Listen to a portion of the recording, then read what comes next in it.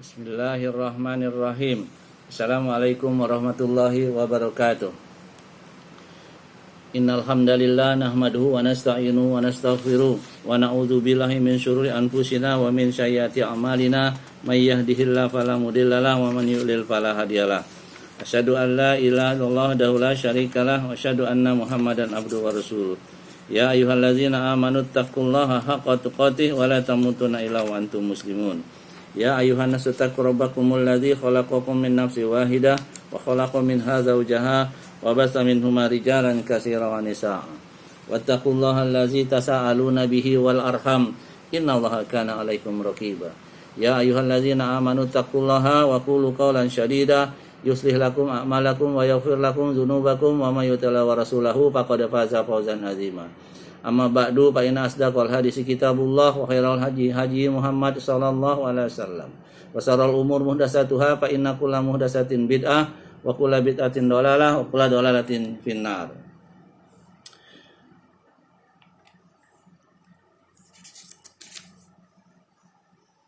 Tak lupa kita panjatkan puji dan syukur kita kehadiran Allah Jalla Jalaluhu yang telah begitu banyak berikan kita kenikmatan, ya. Pertama, nikmat yang paling besar adalah nikmat Islam, nikmat iman, ya, nikmat menjalankan sunnah, dan nikmat rezeki yang banyak serta halal, serta nikmat kesehatan, ya. Sehingga kita bisa hadir di tempat ini, ya, untuk membahas atau membacakan sebuah kitab prinsip dasar Islam, ya. Kita masuk kepada poin yang ke-10, ya. Islam adalah agama yang sempurna. Agama Islam sudah sempurna, tidak boleh ditambah dan dikurangi. Kewajiban Islam adalah ittiba, yang mengikuti agama Islam yang sempurna. Bagaimana dalilnya dalam surah Al-Maidah, ya. Allah berfirman, "Al-yauma akmaltu lakum dinakum wa atmamtu alaikum nikmati wa raditu lakumul Islam madina." Pada hari ini telah aku sempurnakan untukmu agamamu dan telah aku cukupkan kepadamu nikmatku dan telah aku ridho Islam sebagai agama bagimu. Al-Hafiz Ibnu Katsir rahimahullah yang wafat tahun 774 Hijriah menjelaskan ini merupakan nikmat Allah Subhanahu wa taala yang terbesar yang diberikan kepada umat ini tatkala Allah menyempurnakan agama mereka sehingga mereka tidak memerlukan agama lain selain agama mereka dan tidak pula nabi lain selain nabi mereka, yaitu Nabi Muhammad sallallahu alaihi wasallam, ya. Di agama yang sudah sempurna, nggak boleh tambah-tambah, apalagi dikurang-kurangin, ya. Gitu.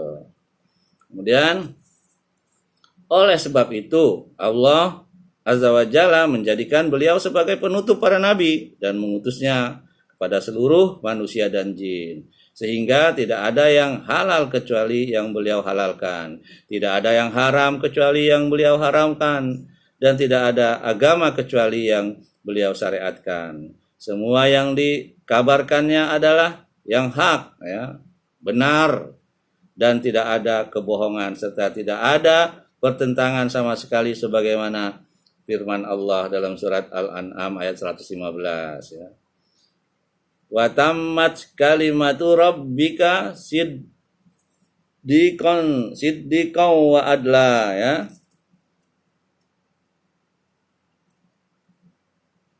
Nah, ulangin, ya. Wa tammat kalimatu rabbika siddiqan wa adla, dan seterusnya, ya. Dan telah sempurna kalimat Rabbmu, ya, maksudnya Al-Qur'an, ya.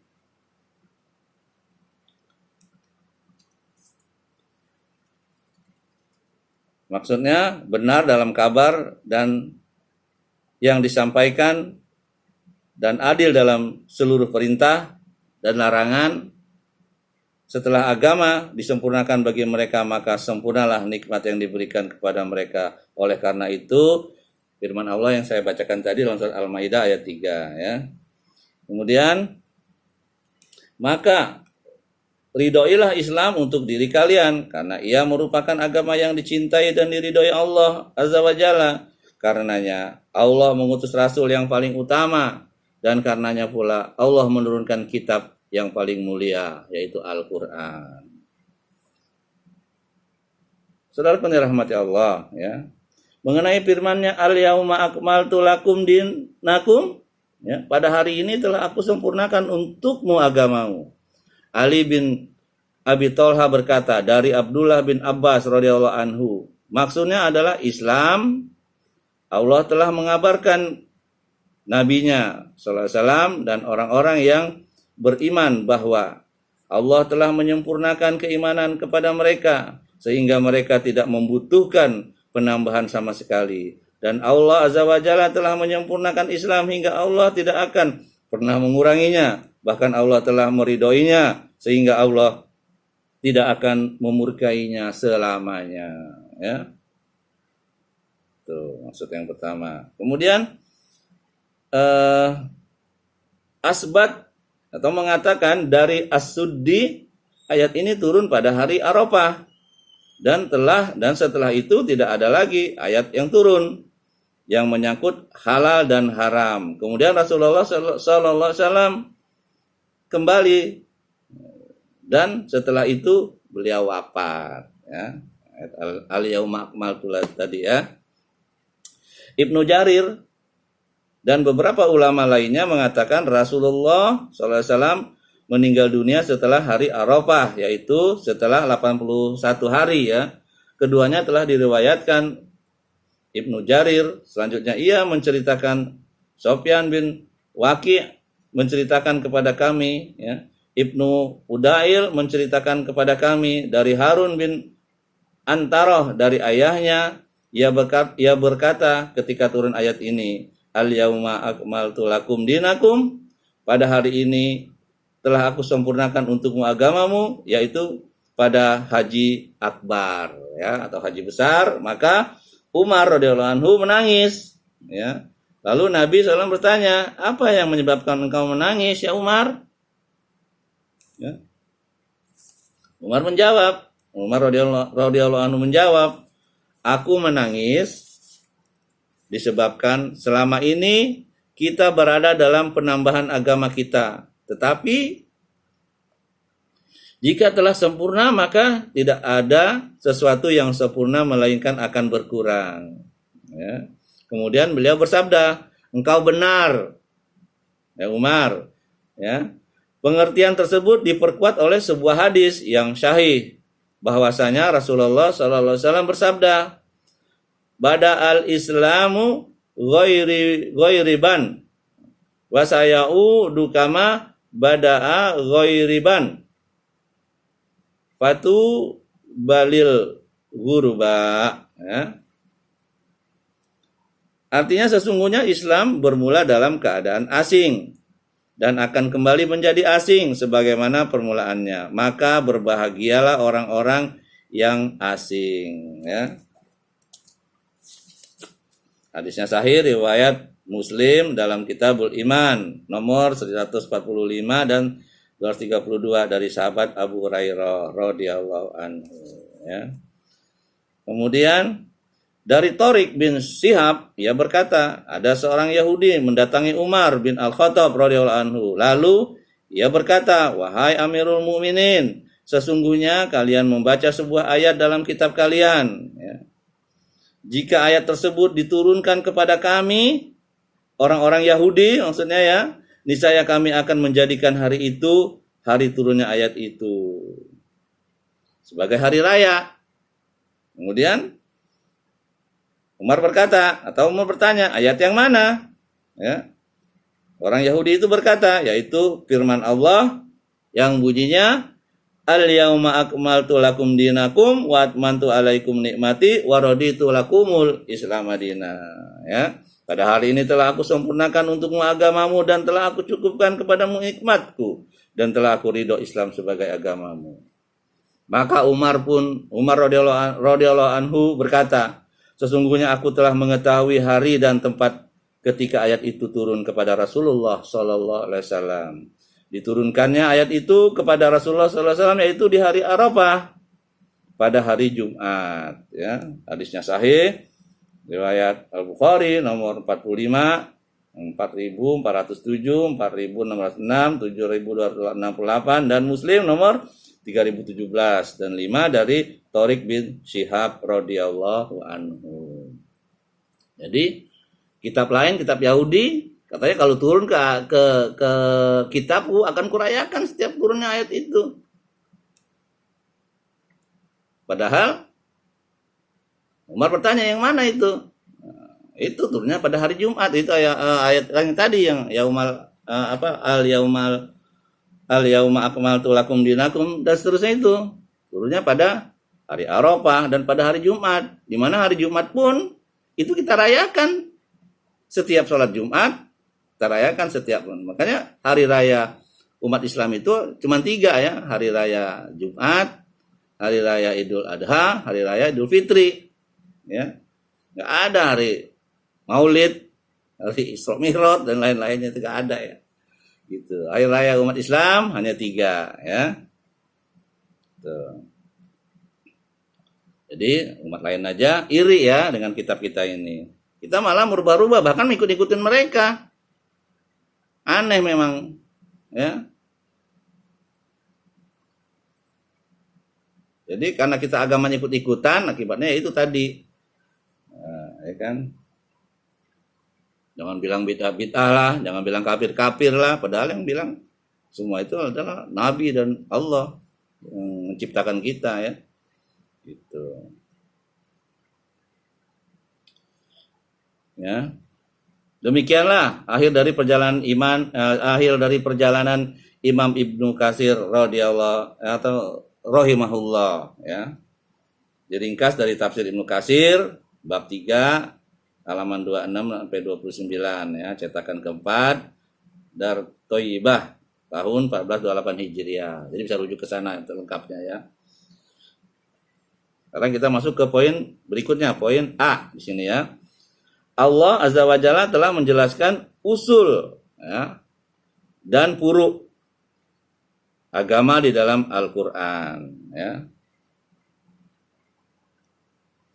Jadi tadi jelaskan usul ya dan furu'nya. Ya. Anda tentu tahu bahwa Allah Azza wa Jalla telah menjelaskan dalam Al-Qur'an tentang usul ya. Usul itu artinya pokok-pokok ya, dan furu', cabang-cabang agama Islam. Allah Azza wa Jalla telah menjelaskan tentang tauhid dengan segala macam-macamnya, sampai tentang bergaul dengan sesama manusia seperti adab ya, atau tata krama, pertemuan, tata cara minta izin dan lain sebagainya, sebagaimana ya firman Allah berikut. A'udzubillahi minasyaitonirrajim. Ya ayyuhallazina amanu idza qila lakum tafassahu fil majalisi fafsahu yafsahullahu lakum. Sampai akhir ya. Artinya, wahai orang-orang yang beriman, apabila dikatakan kepadamu berlapang-lapanglah dalam majelis, maka lapangkanlah, niscaya Allah akan memberi kelapangan untukmu. Nah, misalnya ada kajian nih, penuh, masih ada tempat, persilakan ya orang untuk duduk di sebelah kita. Jangan mau lapang sendiri ya. Nah ini Al-Quran yang memerintahkan ya. Quran surat Al-Mujadilah ayat 11 ya. Kemudian dalil yang lain An-Nur ayat 27 sampai 28 ya. Ya ayyuhallazina amanu la tadkhulu buyutan ghaira buyutikum hatta tastanisu wa tusallimu ala ahliha. Zalikum khairul lakum la'allakum tadhakkarun. Fa in lam tajidu fiha ahadan fala tadkhuluha hatta yu'zana lakum wa in qila lakum murji'u farji'u huwa azka lakum wallahu bima ta'maluna alim. Wahai orang-orang yang beriman, janganlah kamu memasuki rumah yang bukan rumahmu sebelum meminta izin dan memberi salam kepada penghuninya. Yang demikian itu lebih baik bagimu, agar kamu selalu ingat, dan jika kamu tidak menemui seseorang pun di dalamnya, maka janganlah kamu masuk sebelum kamu mendapat izin. Dan jika dikatakan kepadamu, kembalilah, maka hendaklah kamu kembali. Itu lebih suci bagimu, dan Allah Maha mengetahui apa yang kamu kerjakan. Ya. Jadi kalau kita bertamu kepada orang, assalamualaikum, sampai 3 kali nggak ada yang nyaut, ya udah pulang, gitu ya.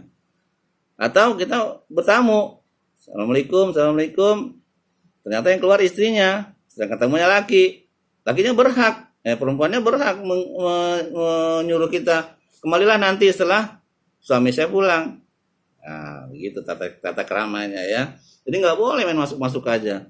Dan kita sebagai istri juga nggak boleh memasukkan seorang laki-laki lain ya, yang bukan muhrimnya ya. Tuh surat An-Nur 27-28 tadi.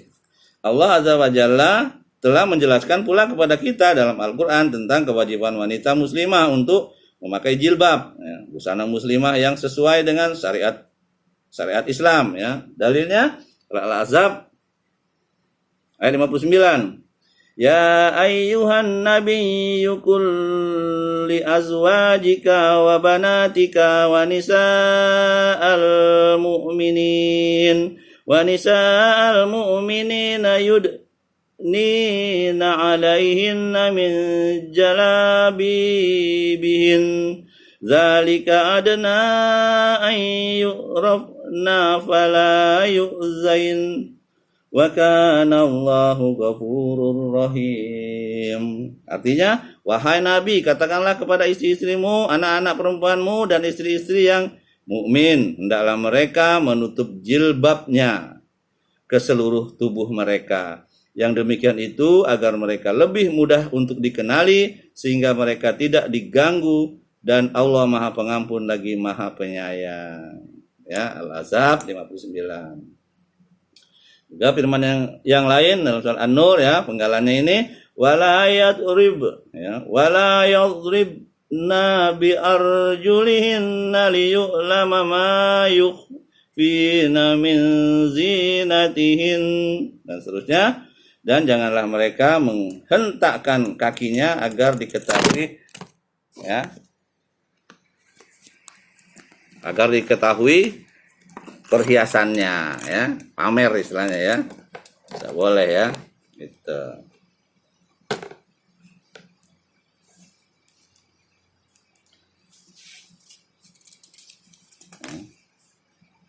Karena kalau nggak kelihatan perhiasannya, dia merasa nggak mantap nih gitu kan.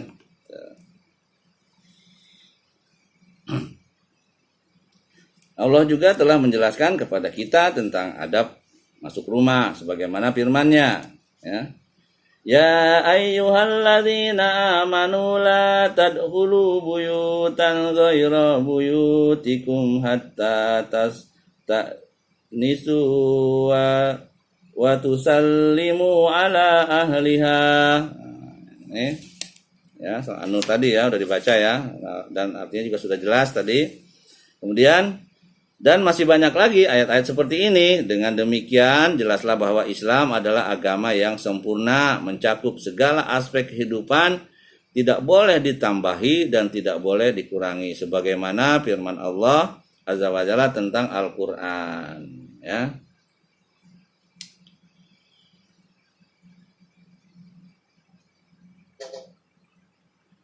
Ya, dalilnya wa nazzalna 'alaikal kitab ya, wa nazzalna 'alaikal kitaba tibyanan likulli syai', nah seterusnya, dan kami turunkan kepadamu kitab Al-Qur'an untuk menjelaskan segala sesuatunya ya, surah An-Nahl ayat 89.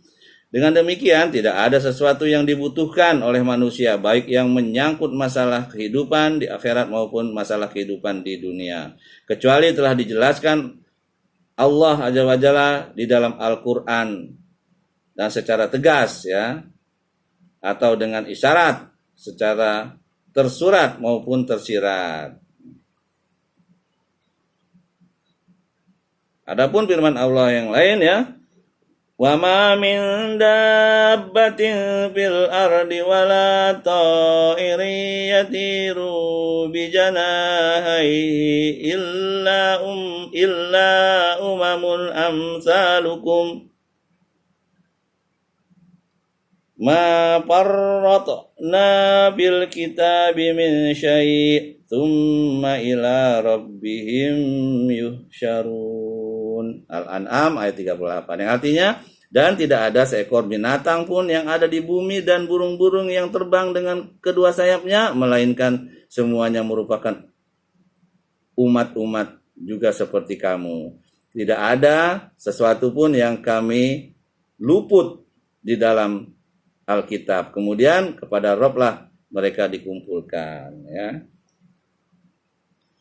Ada yang menafsirkan Alkitab di sini adalah Al-Qur'an, padahal sebenarnya yang dimaksud yaitu lauh mahfuz ya, lauhul mahfuz ya.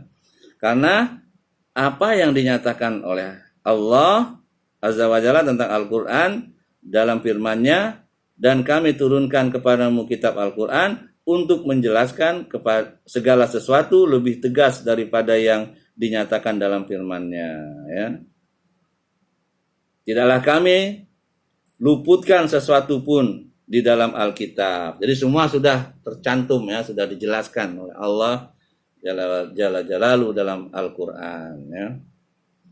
Mungkin ada orang yang bertanya, apakah ayat di dalam Al-Qur'an yang menjelaskan jumlah sholat 5 waktu berikut bilangan rakaat tiap-tiap sholat, bagaimanakah dengan firman Allah Azza wa Jalla yang menjelaskan bahwa Al-Quran diturunkan untuk menerangkan segala sesuatu, padahal kita tidak menemukan ayat yang menjelaskan bilangan rakaat tiap-tiap sholat?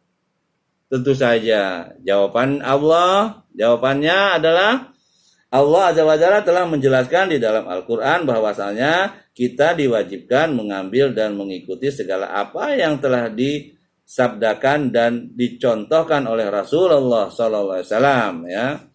Hal ini berdasarkan firman Allah, ya. May yuti'ir rasulu faqad ata Allah, ya.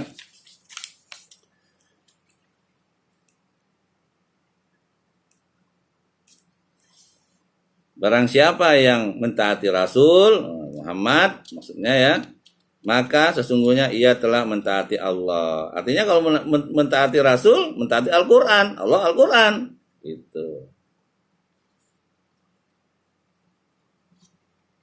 Ya, An-Nisa ayat 80. Kemudian firman yang lain Al-Hasr ayat 7. Wa ma atakumur rasulu fakhuzuhu wa ma nahakum anhu pantahu. Dan seterusnya. Dan apa yang diberikan Rasul kepadamu maka terimalah, dan apa yang dilarang bagimu maka tinggalkanlah, ya. Maka segala sesuatu yang telah dijelaskan oleh sunnah Rasulullah SAW, sesungguhnya Al-Quranlah telah menunjukkannya pula. Karena sunnah termasuk juga wahyu yang diturunkan dan diajarkan oleh Allah Azza wa Jalla kepada Rasulnya SAW. Sebagaimana disebutkan ya, dalam firman-Nya, wa anzalallahu alaikal kitaba wal hikmah. Dan ya, juga karena Allah telah menurunkan Alkitab, ya, Al-Quran dan Al-Hikmah, ya, As-Sunnah, ya. Alkitab, Al-Quran, Al-Hikmah, As-Sunnah padamu, ya. An-Nisa ayat 113. Kemudian sabda Nabi SAW, ya.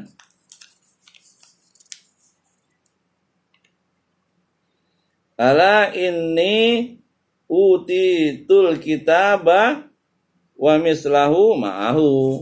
Ya, artinya, ketahuilah sesungguhnya aku diberikan Alkitab Al-Quran, ya, dan yang sepertinya yaitu As-Sunnah, ya, bersamanya. Hadisnya sahih riwayat Abu Dawud nomor 4604 dan Ahmad bab 4 halaman 131 dari sahabat Al-Miqdam bin Ma'di Kariba radhiyallahu anhu, ya. Dengan demikian apa yang disebutkan dalam As-Sunnah maka sebenarnya telah disebutkan pula dalam Al-Qur'an, ya.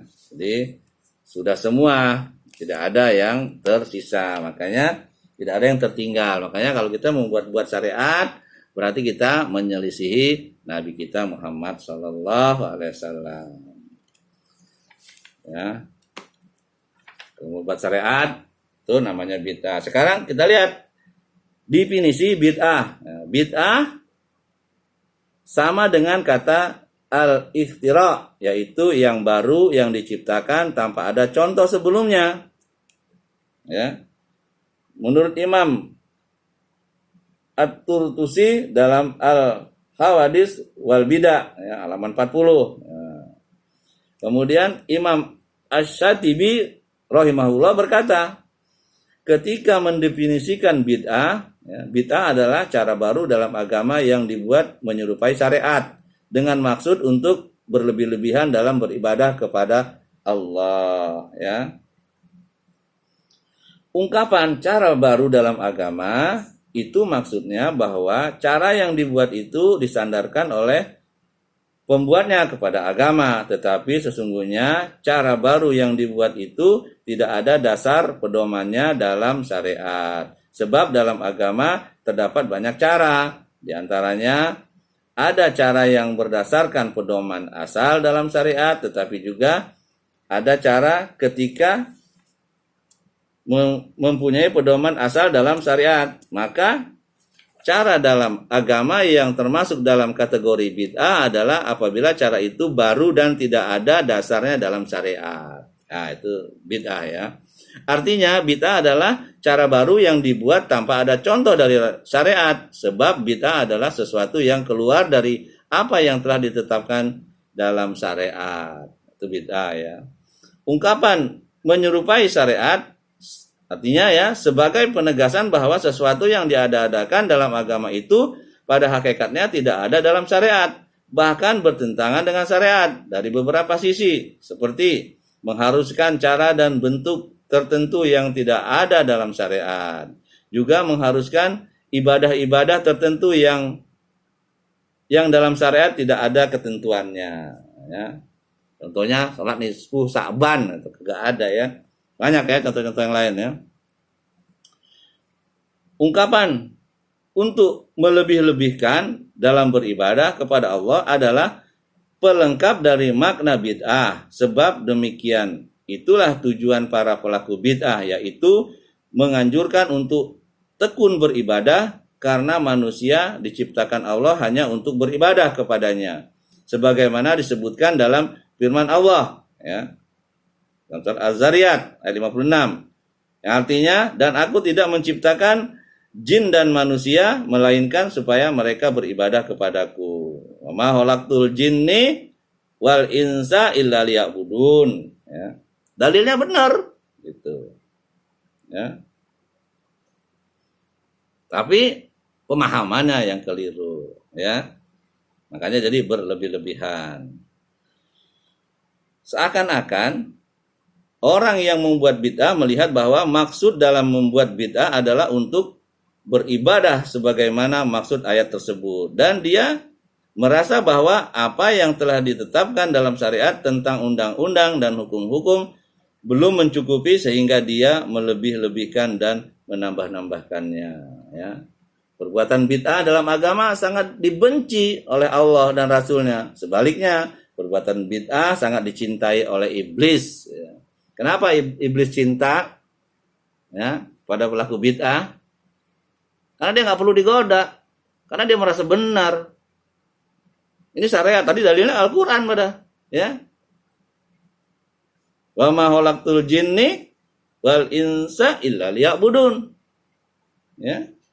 Dan aku tidak menciptakan jin dan manusia melainkan supaya mereka beribadah kepada aku. Nah, dalilnya Al-Quran, tapi pemahamannya beda ya. Makanya Al-Quran itu apapun ya, agama ini kita harus mengikuti Rasul Allah dan Rasulnya yang dipahami oleh para sahabat ya, yang mereka sudah dijamin surga ya oleh Allah Azza wa Jalla itu ya.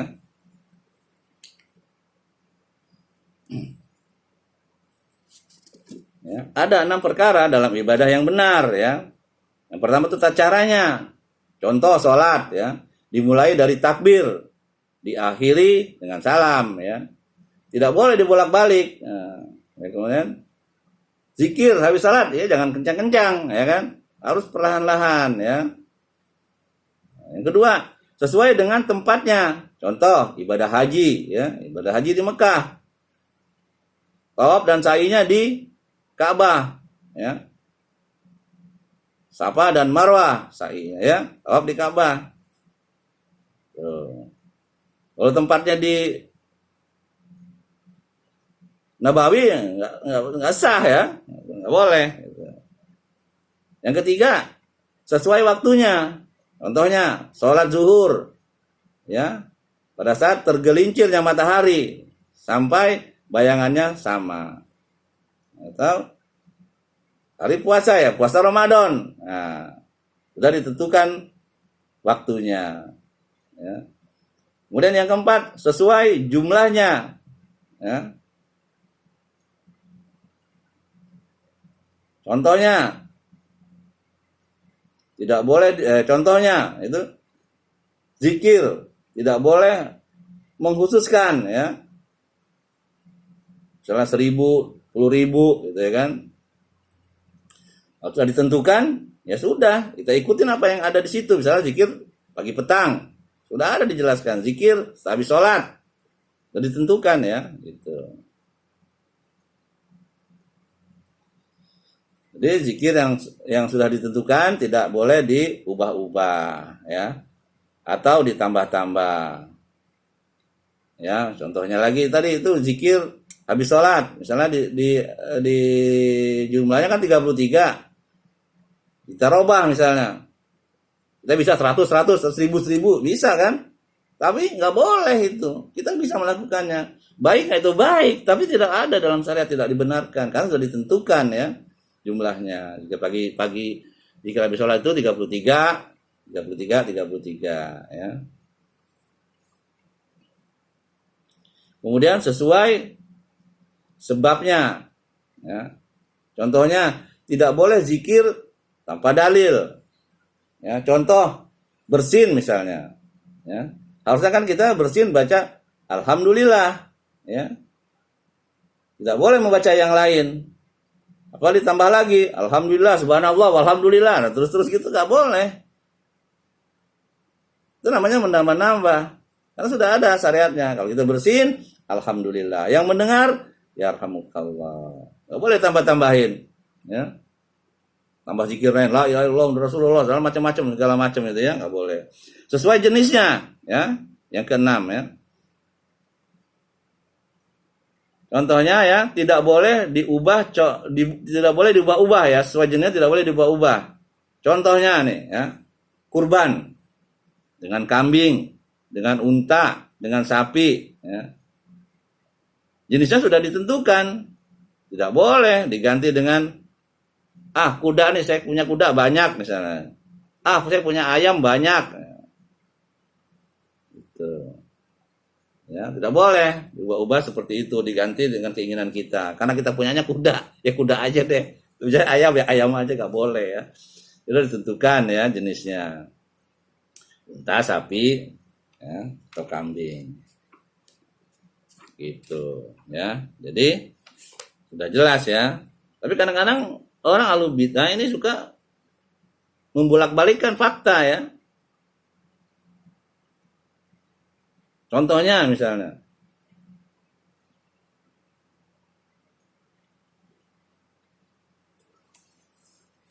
Maulid itu tadi kan.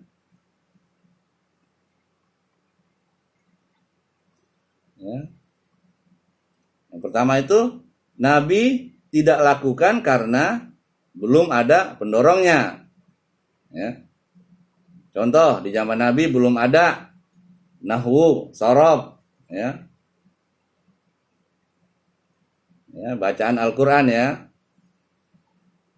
Ali yang menetapkan ilmu nahwu dan sorob tersebut ya. Nah kalau kita nggak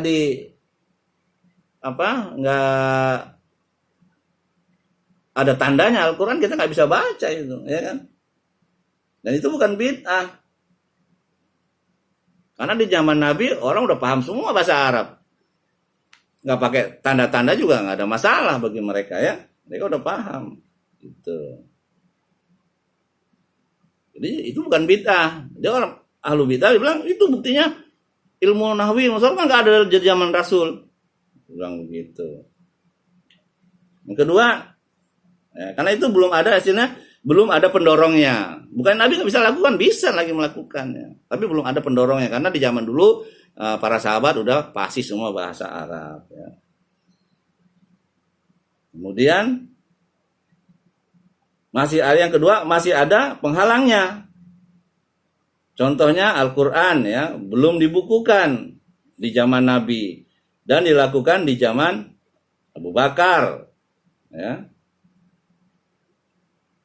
Atas pendapat Umar. Ya, karena penghafal Al-Quran ada wafat ya. Zaid bin Sabit diperintah untuk mengumpulkan Al-Quran dan ya, mengumpulkan Al-Quran ya, dan para penghafal-penghafal lainnya. Kemudian di zaman Umar ya diperbanyak ya Al-Quran tersebut. Jadi kenapa belum dibukukan di zaman Nabi? Karena masih ada penghalangnya, wahyu masih sering turun ya. Setelah Nabi wafat ya di zaman Abu Bakar, kemudian para penghafal Al-Quran banyak yang wafat, makanya punya inisiatif lah para sahabat untuk membukukan itu. Kalau tidak, kita sampai sekarang kita nggak ngerti ya baca Al-Quran.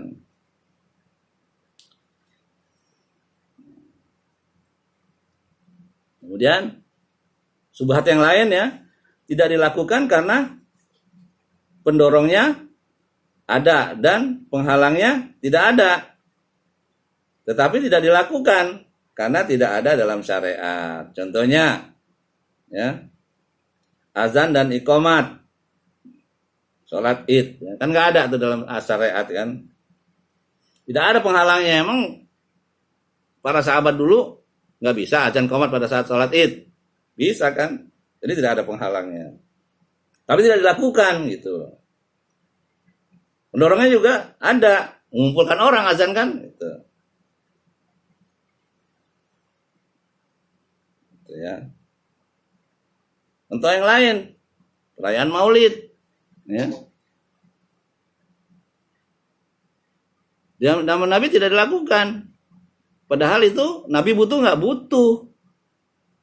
Untuk mengumpulkan orang, ya kan? Untuk mensiarkan syariat Nabi, ya. Seperti mic itu butuh. Tapi apa? Itu bukan bid'ah. Perayaan Maulid. Kenapa Nabi tidak lakukan dan para sahabat tidak lakukan? Bukan dia nggak bisa, karena tidak ada dalam syariat. Itu aja titik ya. Gitu. Baiklah ya. Itu aja sekilas ya tentang bid'ah. Kemudian yang poin C, setiap bid'ah adalah kesesatan. Jadi tidak ada bid'ah hasanah, itu nggak ada ya. Gitu. Kalau bid'ah hasanah itu dalam hal bahasa dalam agama tidak ada bid'ah hasanah.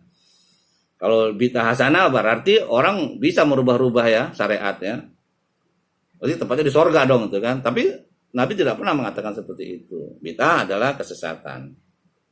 Siapapun yang berbuat bid'ah dalam agama walaupun dengan tujuan baik, maka bid'ahnya itu selain merupakan kesesatan adalah suatu tindakan menghujat agama dan mendustakan firman Allah Azza wa Jalla yang artinya ya, pada hari ini telah kusempurnakan untuk kamu agamamu dan telah kucukupkan kepadamu nikmatku dan telah kuridho Islam sebagai agama bagimu. Al-Maidah ya 3. Karena dengan perbuatannya tersebut dia seakan-akan mengatakan bahwa Islam belum sempurna. Sebab amalan yang diperbuatnya dengan anggapan dapat mendekatkan diri kepada Allah Azza wa Jalla belum terdapat di dalamnya. Ini sama juga menghina Nabi, menghina Allah. Ya, orang yang membuat syariat itu. Sok pinter, pinteran siapa? Ente sama Nabi. Nah, pinteran siapa? Ente sama Allah. Ya kan? Gitu. Masya Allah. ya. Kita berlindung kepada Allah ya, dijauhkan dari sifat membuat-buat agama ya. Makanya kita beragama itu harus benar ya. Agama itu benar yaitu menurut Al-Quran dan Sunnah Nabi yang dipahami oleh para sahabat. Sangat mengherankan orang-orang yang melakukan bid'ah berkenaan dengan zat, asma dan sifat Allah Azza wa Jalla yang tidak pernah dilakukan oleh ulama salaf. Ia mengatakan bahwa tujuannya adalah untuk mengagungkan dan mensucikan Allah serta untuk menuruti firman Allah. Dari Al-Quran lagi nih, Al-Baqarah ayat 22. Fala taj'alu lillahi andada wa antum ta'lamun. Karena itu janganlah kamu mengadakan sekutu-sekutu tandingan bagi Allah padahal kamu mengetahuinya, ya. Orang tersebut juga mengatakan bahwa barang siapa yang menyalahinya maka dia adalah mumatsil, musabbih, atau orang yang menyerupakan Allah Azza wa Jalla dengan makhluknya atau menuduhnya dengan sebutan yang jelek. Nauzubillah ya. Ada lagi orang yang melakukan bid'ah dalam agama Allah Subhanahu wa taala berkenaan dengan pribadi Rasulullah SAW.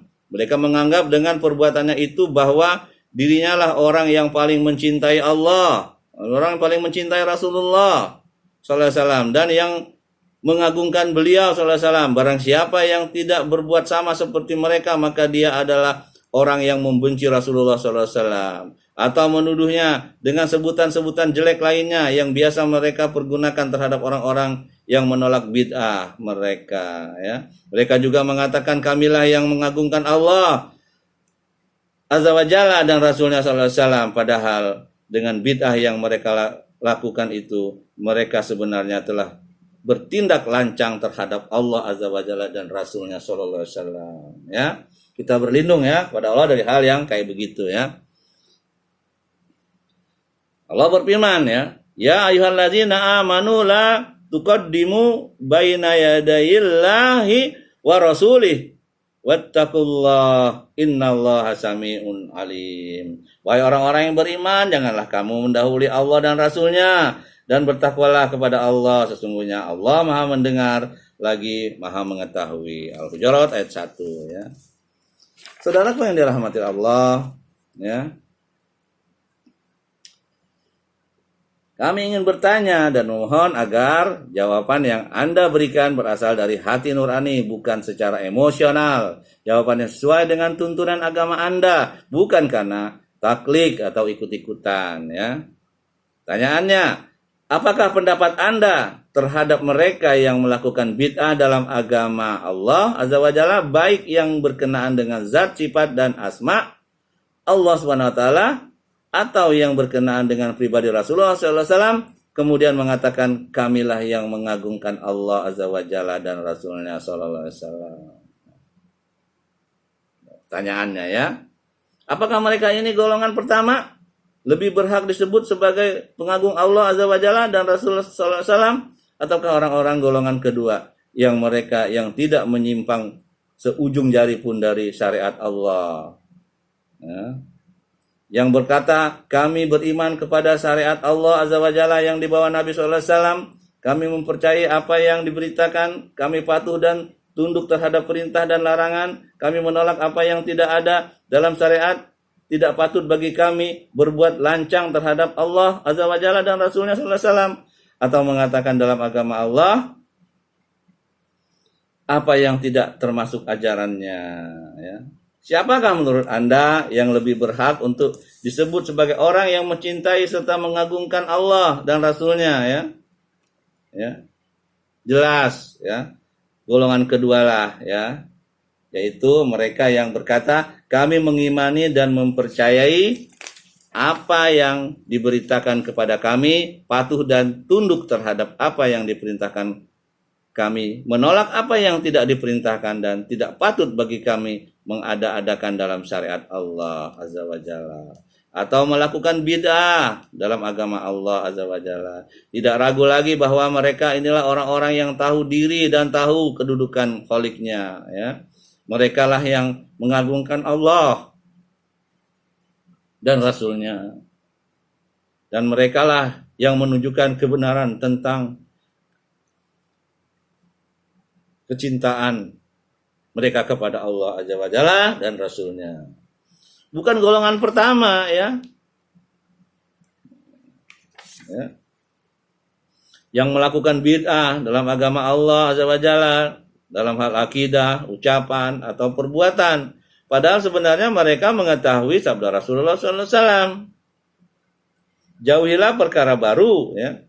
Iyakum mudasatil umur, fa inna kulla mudasatin bid'atun wa kulla bid'atin dolalatun, ya. Jauhilah perkara-perkara baru, karena setiap perkara baru adalah bid'ah dan setiap bid'ah adalah sesat, ya. Lanjutnya, kullu bid'atin dolalatun wa kullu dolatin finnar, ya. Dalam hadis yang lain sebutkan setiap bid'ah adalah sesat dan setiap kesesatan tempatnya di neraka. Hadisnya sahih riwayat An-Nasa'i, ya, dan yang lainnya, ya. Dari Jabir radhiyallahu anhu dengan sanad yang sahih. Tuh, ya. Saudaraku yang dirahmati Allah, sabda beliau SAW, setiap bid'ah bersifat umum dan menyeluruh, dan mereka mengetahui hal itu, ya. Rasulullah SAW yang menyampaikan maklumat umum ini, ya, tahu akan konotasi apa yang disampaikannya. Beliau SAW adalah manusia yang paling fasih, paling tulus terhadap umatnya, tidak akan mengatakan kecuali apa yang dipahami maknanya, ya. Maka ketika Nabi SAW wa kullu bid'atin dolalatun, beliau SAW menyadari apa yang diucapkan, mengerti betul akan maknanya, dan ucapan itu timbul dari beliau SAW karena beliau SAW benar-benar tulus terhadap umatnya, ya. Apabila suatu perkataan memenuhi ketiga unsur ini, yaitu diucapkan dengan penuh ketulusan, penuh kefasihan, dan penuh pengertian, maka perkataan tersebut tidak mempunyai konotasi lain kecuali makna yang dikandungnya, ya. Kalau orang yang bikin-bikin itu ngotor dari duit itu. Ya, bukan amal, ya. Mohon maaf, ya. Wallahu a'lam. Dengan pernyataan umum tadi, benarkah bahwa bid'ah dapat kita bagi menjadi 3 bagian atau 5 bagian? Sama sekali tidak benar itu. Adapun pendapat sebagian ulama yang mengatakan bahwa ada bid'ah hasanah, maka pendapat tersebut tidak lepas dari 2 hal, ya. Jadi orang yang mengatakan bid'ah hasanah itu tidak lepas dari 2 hal. Yang pertama, kemungkinan tidak termasuk bid'ah tapi dianggapnya sebagai bid'ah, ya. Contoh, ya, sholat tarawih, ya. Dan ini bukan bid'ah salat tarawih, ya, karena sudah dicontohkan oleh Nabi SAW. Gitu. Kalau perkataan Umar ini bid'ah hasanah, itu hanya secara bahasa. Karena di zaman Nabi cuma 3 kali, kemudian di zaman Abu Bakar nggak ada, di zaman Umar baru pertengahannya, ya kan? Karena Umar melihat orang sholat tarawih berhalaqah-halaqah, ya, berkelompok-kelompok, maka disatukan aja jadi satu, ya. Sedangkan Umar sendiri tidak ngikut, ya. Gitu. Dia menunjuk imam tersendiri, ya. Yang kedua, kemungkinan termasuk bid'ah yang tentu saja buruk, tetapi ia tidak mengetahui keburukannya. Jadi setiap perkara yang dianggapnya sebagai bid'ah hasanah, maka jawabannya adalah demikian tadi, ya, yang 2 tadi itu. Kemudian dengan demikian tak ada jalan lagi bagi ahli bid'ah untuk menjadikan suatu bid'ah mereka sebagai bid'ah hasanah, karena kita telah mempunyai senjata ampuh dari Rasulullah SAW, yaitu kullu bid'atin dolalatun, ya, dan setiap bid'ah adalah kesesatan. Senjata ini bukan dibuat di sembarang pabrik, ya, melainkan datang dari Nabi SAW dan dibuat sedemikian sempurna, maka barang siapa yang memegang senjata ini tidak akan dapat dilawan oleh siapapun dengan bid'ah yang dikatakannya sebagai hasanah. Sementara Rasulullah SAW telah menyatakan bahwa setiap bid'ah adalah kesesatan. Sahabat Abdullah bin Umar radhiyallahu anhu berkata, "Kullu bid'atin dolalatun wa inna rohan nasu hasanah." Ya, setiap bid'ah adalah sesat meskipun manusia memandangnya baik. Ya, asar sahih ya, riwayat Al-Lalika ya, Al-Lalikai dalam syarah usul i'tiqad ya, Ahli Sunnah wal Jamaah, nomornya 126 ya. Tuh ya. Kemudian ya,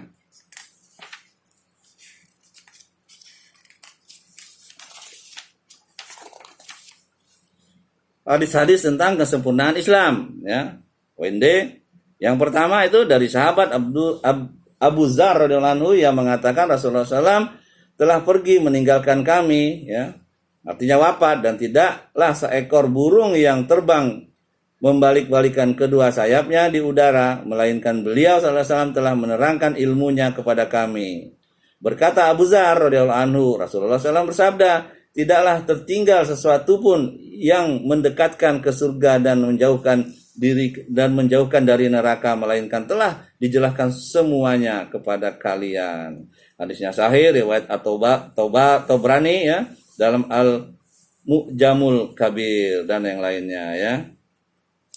Kemudian hadis yang kedua ya, dari Abu Dzar juga ya, dari Abu Dzar radhiyallahu anhu, beliau berkata Rasulullah SAW telah pergi meninggalkan kami, artinya wafat, dan tidaklah seekor burung pun yang terbang dengan kedua sayapnya, melainkan kami memiliki ilmu dari beliau sallallahu alaihi wasallam ya. Hadisnya sahih riwayat Ibnu Hibban nomor 65 ya, dari yang dan lainnya dari sahabat Abu Dzar ya. Kemudian perkataan Abu Dzar radhiyallahu anhu di atas diriwayatkan juga oleh Imam Ahmad ya. Lalu ada syahid penguatnya dari perkataan Abu Darda radhiyallahu anhu yang diriwayatkan oleh At-Tabrani ya dalam Mu'jam Al-Kabir, sebagaimana dikatakan Iman Al-Hasami dalam Majmu'uz Zawaid ya, bab 7 halaman 264 ya.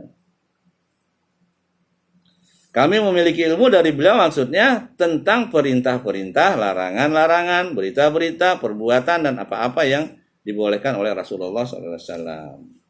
Itu ya. Itu hadis-hadis tentang kesempurnaan Islam. Yang ketiga, hadis yang ketiga dari Abu Darda radhiyallahu anhu yang berkata, sungguh Rasulullah SAW telah pergi meninggalkan kami, maksudnya wafat, dan tidaklah seekor burung yang terbang dari langit, melainkan beliau telah menerangkan kepada kami ya. Hampir senada.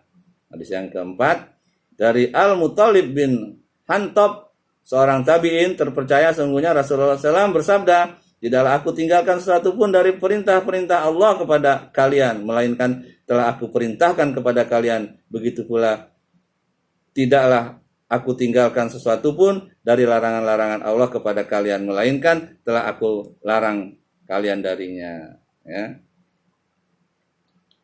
Hadisnya hasan riwayat Imam Asy-Syafi'i dalam kitab Ar-Risalah ya, halaman 893.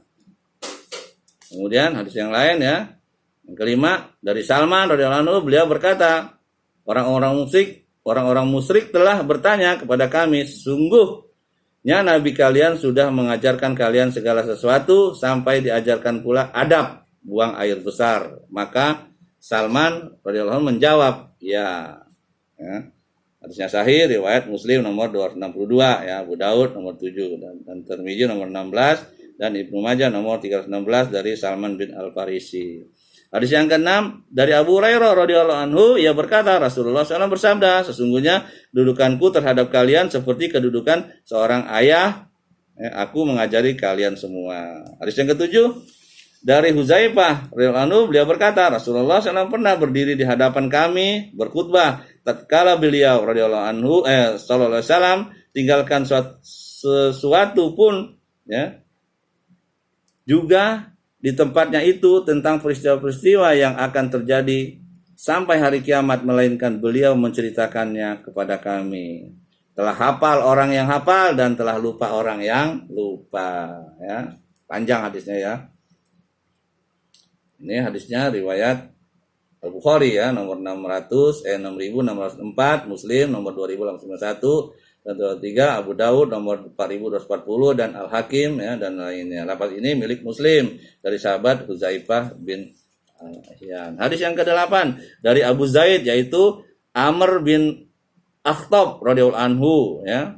Rasulullah sallallahu alaihi wasallam salat subuh berjamaah ya, mengimami kami. Lalu setelah salat beliau naik ke mimbar dan berkhutbah kepada kami sampai tiba waktu salat zuhur. Maka Nabi sallallahu alaihi wasallam turun dari mimbar dan salat berjamaah mengimami kami. Setelah salat Rasulullah sallallahu alaihi wasallam naik lagi ke mimbar dan khutbah kepada kami sampai tiba waktu salat asar. Maka Nabi sallallahu alaihi wasallam turun dari mimbar dan salat berjamaah mengimami kami. Setelah salat kemudian Nabi SAW naik ke mimbar lagi dan berkhutbah kepada kami sampai saat matahari terbenam. Beliau SAW mengabarkan kami tentang apa-apa saja yang sudah terjadi dan yang akan terjadi. Ya. Abu Zaid berkata, orang yang paling mengetahui adalah orang-orang yang paling hafal di antara kami. Hadisnya sahih riwayat Muslim nomor 2892, Al-Hakim dan Ahmad ya dari sahabat Amr bin Akhtab radhiyallahu anhu. Lafaz ini milik Muslim ya. Banyak sekali ya ini hadis-hadisnya ya. Ada yang ke-9. Umar radhiyallahu anhu berkata, Rasulullah SAW pernah berdiri khutbah di hadapan kami lalu menceritakan kepada kami tentang awal penciptaan makhluk sampai penghuni surga memasuki tempatnya dan penghuni neraka memasuki tempatnya. Telah hafal orang yang menghafalnya dan telah lupa orang yang melupakannya ya. Hadisnya sahih riwayat Al-Bukhari nomor 3992 secara muallaq dengan lafaz zam ya bersifat pasti. Hadis yang ke-10 dari Mughirah radhiyallahu anhu bahwasanya dia mengatakan Rasulullah SAW berdiri di antara kami pada suatu tempat kemudian menceritakan tentang apa yang terjadi pada umatnya sampai hari kiamat. Telah hafal orang yang menghafal dan telah lupa orang yang melupakannya. Yang ke-11 Abu Musa al-Asy'ari radhiyallahu anhu berkata, sesungguhnya Rasulullah SAW pernah berkhutbah kepada kami, menjelaskan sunnah-sunnah kepada kami, dan mengajarkan cara sholat pada kami dalam suatu hadis yang panjang ya. Hadisnya sahih riwayat Muslim, Abu Daud ya, Ibnu Majah dan lainnya ya. Kemudian hadis yang ke-12 dari Iyad bin Himar al-Mujasi'i ya, radhiyallahu anhu bahwa Rasulullah SAW pernah bersabda pada suatu hari dalam khutbahnya, ketahuilah sesungguhnya Rabbku telah menyuruhku untuk mengajarkan kalian hal-hal yang kalian tidak mengetahuinya dari apa-apa yang dia telah mengajarkannya kepadaku hari ini. Ya. Banyak sekali ya hadis-hadisnya. Kemudian Imam Malik bin Anas ya, berkata, barang siapa yang mengadakan suatu bid'ah dalam Islam yang ia pandang hal itu baik atau bid'ah hasanah, maka sungguh dia telah menuduh Nabi Muhammad SAW ya, mengkhianatinya di salah agama ini, karena sesungguhnya Allah Azza wa Jalla telah berfirman, pada hari ini telah kusempurnakan agamamu untukmu ya. Al-Maidah ayat 3 tadi ya. Itu Imam Malik. Kemudian Imam Malik rahimahullah selanjutnya berkata, maka sesuatu yang pada hari itu bukanlah ajaran agama, maka hari ini pun sesuatu itu bukanlah ajaran agama ya. Imam Malik ini gurunya Imam Syafi'i ya, rahimahullah, yang wafat tahun 179 Hijriah. Risalah Nabi Muhammad SAW datang secara sempurna untuk seluruh umat manusia dan segenap bangsa jin, orang-orang Arab dan non-Arab, cocok untuk setiap tempat dan waktu, setiap generasi dan kondisi. Tidak ada sesuatu kebaikan melainkan telah ditunjukkan oleh Islam, dan tidak ada keburukan melainkan telah diperingatkan oleh Islam. Allah Azza wa Jalla tidak akan menerima sesuatu agama dari siapapun selain agama yang diajarkan oleh Nabi Muhammad SAW. Syekh Muhammad bin Salih Al-Utsaimin rahimahullah berkata, saya berpesan kepada mereka yang terjerat dalam perbuatan bid'ah, yang mungkin ia mempunyai tujuan baik dan menghendaki kebaikan.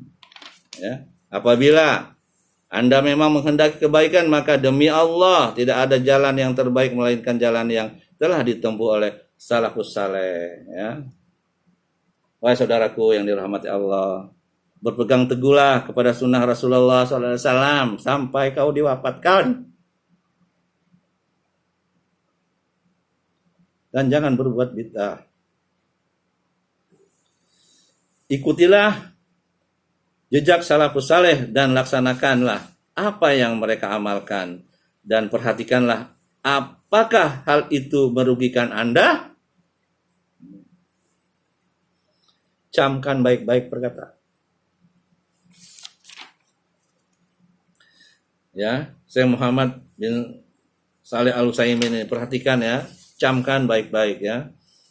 Ya. Wahai saudaraku, berpegang teguhlah kepada sunnah Rasulullah SAW, ikutilah jejak salafus saleh dan laksanakanlah apa yang mereka amalkan, dan perhatikanlah apa hal itu merugikan Anda, ya. Itu saja yang bisa saya sampaikan, semoga bermanfaat untuk diri saya dan diri antum semua, ya. Ya, apa yang benar itu datang dari Allah, ya. Dan apa yang salah atau keliru itu datang dari diri saya dan kebodohan diri saya, serta saya mohon ampun kepada Allah dan mohon maaf kepada antum semua, ya. Semoga pelajaran yang singkat ini, ya, dari kitab ini bisa menjadi bekal, ya, amal baik di akhirat kelak, ya, baik untuk diri saya maupun diri antum semua, dan juga bisa kita amalkan di dunia ini agar kita mendapatkan surganya Allah kelak, ya, masuk surga tanpa hisab, ya. Mari kita tutup dengan kafaratul majlis. Subhanallah bihamdik, asyhadu an la ilaha illa anta, astaghfiruka wa atubu ilaik. Wassalamualaikum warahmatullahi wabarakatuh.